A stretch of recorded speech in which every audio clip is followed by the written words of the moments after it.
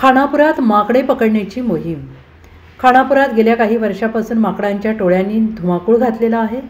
झाडांचा पाला आणि फळे उरबाडून खाणे, घरात घुसून अन्नपदार्थ पळवणे, पत्र्यावरून उड्या मारणे, गावाशेजारच्या द्राक्ष, केळी आणि पेरू या बागांतील फळांची नासधूस करणे, अशा मरकट लीलामुळे गावातील महिला आणि शेतकरी वर्ग त्रस्त झाले आहेत।